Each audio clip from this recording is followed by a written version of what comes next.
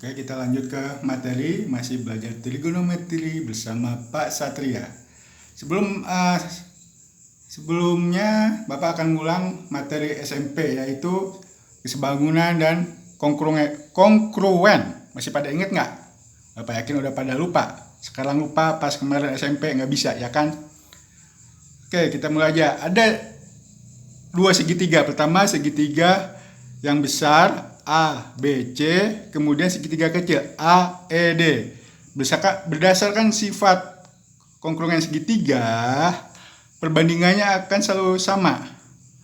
Perbandingan sisi depan yang besar per sisi miring yang besar akan selalu sama dengan sisi depan yang kecil per sisi miring yang kecil. Perbandingan sisi samping yang besar per sisi miring yang besar akan selalu sama dengan sisi samping yang kecil per sisi miring yang kecil. Begitu seterusnya, akan selalu sama.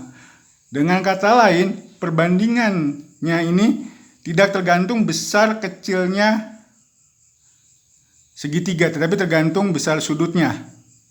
Kalau sudutnya sama, mau segitiganya segede upil atau segede gajah, perbandingannya akan selalu sama nilai perbandingannya. Oke, kita lanjut ke perbandingan trigonometri. Secara umum ada 3 perbandingan trigonometri dan ada 3 teman-temannya. Perbandingan trigonometri terkadang disebut juga dengan fungsi trigonometri. Yang pertama sin alfa, itu depan per miring, disingkat demi. Selanjutnya cos alfa, samping per miring, disingkat sami. Terus ada tan alfa, depan per samping, desa. Nah, sin ini temennya kosekan alfa, 1 per sin alfa, miring per depan. Cos temannya sekan, 1 per cos alfa, miring per samping. Tan temannya kotangan, 1 per tan alfa, samping per depan. Selanjutnya kita masuk ke contoh. Oke, ada segitiga, siku-sikunya di sini. Sisi miringnya yang mana coba? Sisi miring itu selalu yang terpanjang. Ingat, sisi miring itu di depan sudut siku-siku. Oke, selanjutnya ditanya sin beta. Tadi beta itu rumusnya demi, depan per miring. Depan dari beta apa? 6. Sisi miringnya 10. 6 per 10. Cos beta. Cos apa tadi rumusnya? Samping per miring. Sampingnya mana? 8, miringnya 10. Selanjutnya tan beta. Tan itu apa?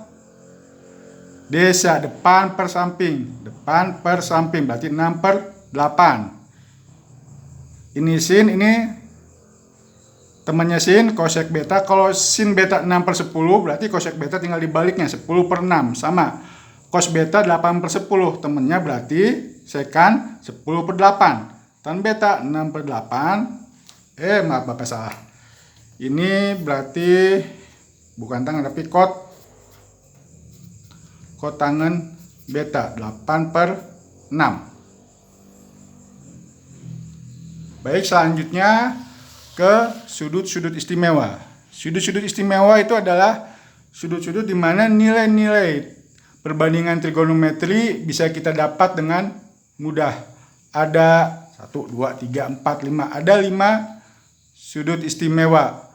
0 derajat, 30 derajat, 45 derajat, 60 derajat, dan 90 derajat. Oke, Bapak jelasin dulu yang 45 derajat. Misal ada persegi panjangnya 1 satuan. Nah, berarti diagonalnya berapa? Kalau kita gunain Pitagoras, kita dapat diagonalnya akar 2. Di sini 90 derajat, jelas. Berarti setengah dari 90 adalah 45. So, kita dapat sin 45 derajat depan per miring 1 per akar 2. Dirasionalin kita dapat setengah akar 2. Cos 45 derajat. Samping per miring. Sama ternyata 1 per akar 2. Dirasionalin setengah akar 2. Tan 45 derajat. Depan per samping 1 per 1 sama dengan 1. Selanjutnya 60 derajat.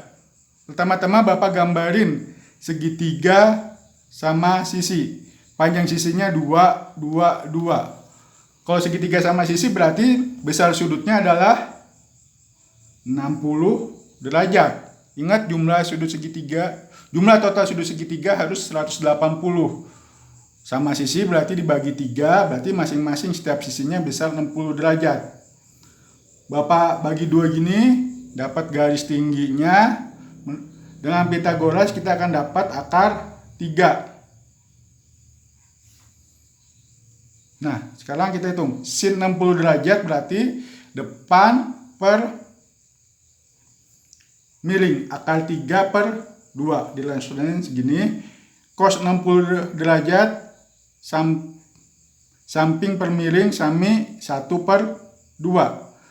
Tan 60 derajat desa depan per samping akar 3 per 1. Oke, udah 60 derajat. Selanjutnya 30 derajat. Perhatikan, kalau ini 60 derajat berarti kalau dibagi 2 kita potong setengahnya, kita dapat 30 derajat. Sin 30 derajat, depan dari 30 derajat mana? Yang ini, depan dari 30 derajat. Miringnya tetap miringnya 2. Berarti sin 30 derajat adalah 1 per 2. Cos 30 sami, samping per miring. Samping dari 30 mana? Ini akar 3. Berarti cos 30 derajat akar 3 per 2. Tan 30 derajat depan per samping 1 per akar 3. Dirasionalin akar 3 per 3. Oke, lanjut ke 0 derajat. Misal ada segitiga siku begini nih. Ini sisi miringnya. Ini sudut alfanya. Kalau sudutnya semakin kecil, maka sisi depan makin lama makin pendek. Berarti kalau 0 derajat begini, sisi depan akan hilang. Sisi depan akan 0. Dan sisi miring dan sisi samping itu ketemu, dempet, sama. Berarti kita dapat depan sama dengan 0, miring sama dengan samping. Karena sisi miring dan sisi samping ketemu, nempel begini. Misal panjangnya C aja. Sin 0 derajat. Depan per miring 0 per C. Berarti sama dengan 0. Cos 0 derajat. Miring per samping. C per C. C per C jelas 1. Tan 0 derajat. Depan per samping. 0 per C. 0. Oke, selanjutnya yang terakhir. 90 derajat. Caranya sama kayak tadi. Misal ada segitiga siku-siku begini, ini sisi miringnya. Berarti kalau ini alfa, kalau alfanya makin gede, kita lihat sisi sampingnya makin lama makin kecil. Begini.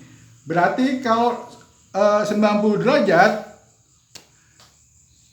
miring sisi sampingnya 0, miring sama depan akan nempel begini. Maka kita dapat sin 90 derajat miring per depan C per C sama dengan 1. Cos 90 derajat samping per miring 0 per C sama dengan 0. Tan 90 derajat C per 0. Depan per samping. Ingat, pembagian dengan 0 itu tidak terdefinisi, tidak ada jawabannya. Karena kita mustahil membagikan 4 apel kepada 0 anak. Mau dibagiin kemana? Ke anak tuyul? Nggak mungkin kan? Oke? Paham? Cukup sekian materi tentang perbandingan trigonometri. Sampai jumpa di vlog Bapak selanjutnya. Terima kasih.